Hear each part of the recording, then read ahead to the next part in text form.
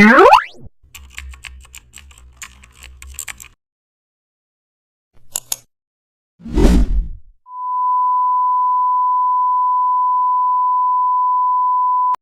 powerful cinematic environment often begins with controlling the lighting direction of the entire scene. Today, how to create photo bash sunset landscapes. Start by opening Photoshop and creating a canvas around 3500 by 2000 pixels.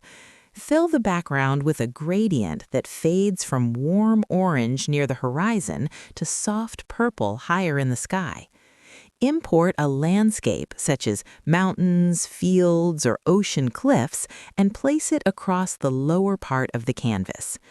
Now create a new layer set to Overlay and gently paint warm orange highlights on surfaces facing the horizon using a